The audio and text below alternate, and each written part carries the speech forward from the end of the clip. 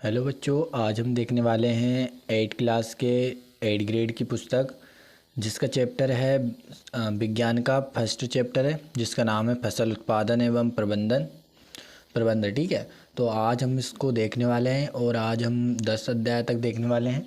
तो चलिए तो वीडियो को स्टार्ट करते हैं। आप फटाफट इन सभी प्रश्नों के आंसर जो हैं इनको नोट करते जाना और साथ में इनको सुनते जाना। ठीक है, तो चलिए तो स्टार्ट करते हैं और देखते हैं हमारा पहला प्रश्न क्या होने वाला है।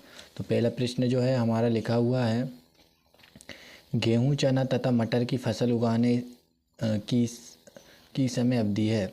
तो कब है ये? गेहूं, चना, मटर कब उगते हैं? अक्टूबर से मार्च तक। ठीक है, तो अक्टूबर से मार्च तक उगते हैं जो कि अभी लगी हुई होगी।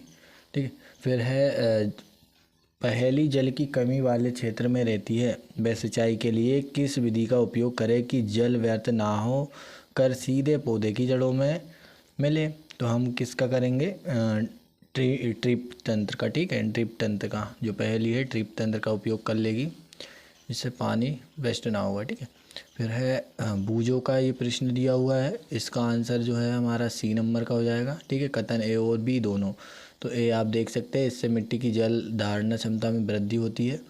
बी है हमारा, इसमें मित्र जीवाणुओं की संख्या में वृद्धि हो जाती है। ठीक है, इसके बाद हम देख सकते हैं फोर्थ प्रश्न हमारा ये दिया हुआ है, जिसका आंसर हो जाएगा हमारा सीड ड्रिल हो जाएगा। फिर यहीं पे फिफ्थ क्वेश्चन हमारे पास दिया हुआ है, जिसके लिए यहाँ पर कुछ बाल्टियाँ बनाई गई है, गमले बनाए गए हैं, इनको हमें देखना है और इनके द्वारा हमें एक प्रश्न पूछा गया है, इसका आंसर देते हुए बताना है। ठीक है, तो इसका आंसर जो है हमारे पास ये रहा, तो इसका आंसर हो जाएगा हमारा बी नंबर का। ठीक है, गमले बी में, तो ये बी नंबर का हमारा गमला हो चुका है। अब देखते हैं हमारे प्रश्न के आगे कौन सा प्रश्न आता है। तो अब आते हैं हमारे रिक्त स्थान में आप देख सकते हैं पहले रिक्त स्थान का होगा छिड़काव तंत्र। ठीक है, तो ये पहले का है, यहाँ पे डाल देते हैं पहला। ठीक है, छिड़काव तंत्र।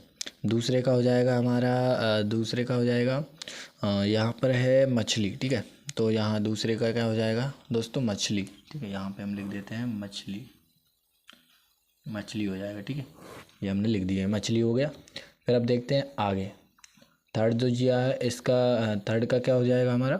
थर्ड में हो जाएगा हुमस। ठीक है, हुमस लिख देते हैं यहाँ पर, हुमस। ठीक है, हुमस लिख दिया हमने, तो ये हुमस थर्ड का हो गया। फिर आता है फोर्थ पे, तो फोर्थ का हमारा आंसर हो जाएगा, फोर्थ का यहीं पे देख सकते हैं आप, खरपतवार नाशी। ठीक है, खरपतवार नाशी। और पांचवे का हो जाएगा हमारा नीम की सूखी पत्तियाँ।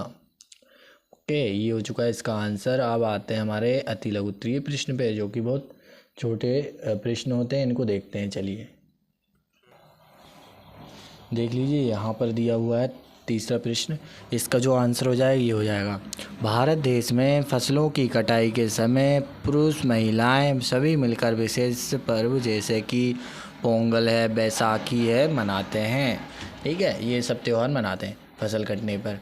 फिर आइए अब देखते हैं कौन कौन सा है। निम्नलिखित फसलों में से रबी खरीफ की फसलें को छांटिए। तो क्या हो जाएगी इसमें से? रबी की फसल में जाएगा चना मटर। ठीक है, खरीफ की फसल में जाएगा धान, मक्का, सोयाबीन, मूंगफली। ये इसका आंसर हो जाएगा। ठीक है, अब हम चलते हैं आगे के प्रश्न में, जो कि हमारा प्रश्न दिया हुआ है, फिफ्थ नंबर का प्रश्न दिया हुआ है। तो फिफ्थ नंबर के प्रश्न में क्या दिया हुआ है आप देख सकते हैं। इसमें हम आंसर में लिखेंगे, बाजरा खरीफ प्रकार की फसल है, इसको उगाने के लिए उपयुक्त महीने जैसे कि मई और जून है। ठीक है, ये हमने इसका आंसर लिख दिया। अब देखते हैं हमारे जो छठा नंबर का प्रश्न है, इसका आंसर क्या देखेंगे। तो इस प्रकार कुछ आपको कुछ चित्र ड्राइंग करके बताया गया है, प्रश्न हमको बताना है। ठीक है, तो यहाँ पर हम लिखेंगे, ये हम लिख सकते हैं यहाँ पर। ठीक है, ये लिख लीजिए आप पहले तो इसको आंसर को सही से।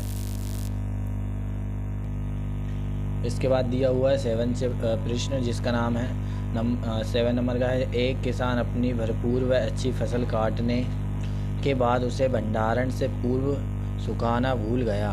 ठीक है, ये प्रश्न दिया हुआ है पूरा, आप देख सकते हैं। इसका हम आंसर क्या लिखेंगे, यदि किसान भंडार से पूर्व फसल सुखाना भूल गया तो फसल में जीवाणु, कवक अथवा अन्य जीवों के आक्रमण से फसल अंकुरण हेतु अनुपयोगी हो जाएगी। ये हमने इसका आंसर दे देंगे। फिर अब देखते हैं हम लघुत्तरीय प्रश्न। लघुत्तरीय प्रश्न में हमसे ये पूछा गया है तो इसका आंसर हम इस प्रकार दे देंगे, ठीक है, ये लिख लीजिए। फिर इसके बाद हमें दिया गया है कि चित्रों को पहचानिए। चलिए तो हम चित्र देखते हैं। पहले तो चित्र ये रहे हैं कुछ प्रकार के चित्र, ठीक है, ये आपके एड ग्रेड में भी दिए होंगे।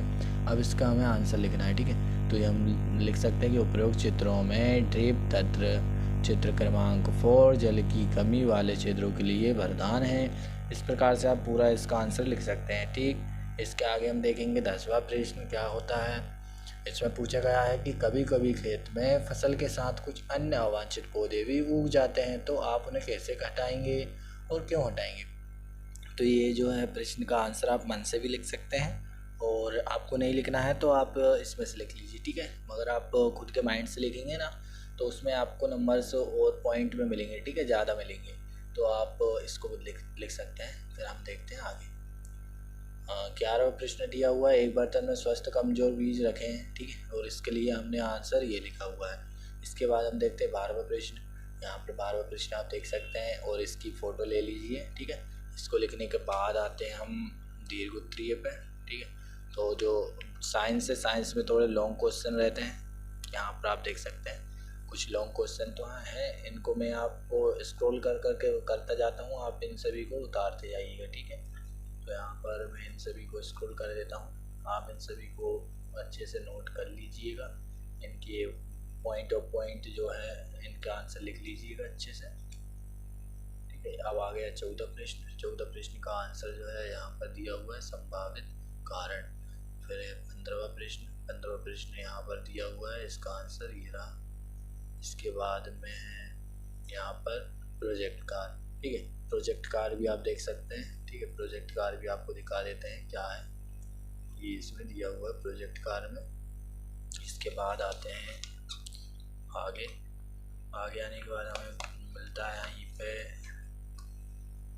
फिर 12 नंबर का प्रश्न प्रोजेक्ट के, ठीक है, इसमें चित्र बना दिया हमने, और इसके आगे हमने प्रोजेक्ट 2 देख सकते हैं, प्रोजेक्ट में कर सकते हैं, ठीक है, इन सभी को। इसके बाद ये रहा प्रश्न उत्तर इसके। इसके बाद ये चैप्टर जो है समाप्त हो जाता है। अब हम चलते हैं हमारे नेक्स्ट चैप्टर पे, जिसका नाम है सूक्ष्म जीव मित्र एवं शत्रु। तो जो सूक्ष्म जीव है वो हमारे मित्र भी हैं और शत्रु भी हैं, तो इसको हमें बताना है, ठीक है। तो इस चैप्टर के अंतर्गत हमने इसमें पढ़े होंगे, अब इसके हमें प्रश्न उत्तर देना है, तो ये आप देख सकते हैं, ठीक है। पहले का हो जाएगा बी, सूक्ष्म जीवों में जनन। दूसरे का हो जाएगा मादा एनोफिलीज मच्छर, ठीक है, जिससे मलेरिया हो जाता है, मादा एनोफिलीज। फिर है सूक्ष्म जीव द्वारा पौधे में नहीं होता, क्या नहीं होता, पौधों का सूखना, ये हो गया। फिर है कवक, फिर कवक के बाद आगे स्थिर रहती है। इसके बाद आ जाते हैं हमारे रिक्त स्थान। रिक्त स्थान में आप लगा सकते हैं, पहले का रिक्त स्थान का आंसर हो जाएगा हमारा पार्श्विकृत, ठीक है, पार्श्विकृत। और दूसरे का हमारा हो जाएगा प्रतिजैविक, प्रतिजैविक, ठीक। यहाँ पर हम लिख देते हैं, यहाँ पर पहले का और दूसरे का हो जाएगा ये, ठीक। तीसरे का हमारा हो जाएगा थर्ड का किमान, ठीक। और नंबर का हो जाएगा मादा एंडी, मादा एंडी। फिर एक बचा हुआ संचरणीय रोग, तो ये 5वीं का हो जाएगा, ठीक। यहाँ पर मैंने लिख दिया हूँ, आप देख सकते हैं, ठीक है।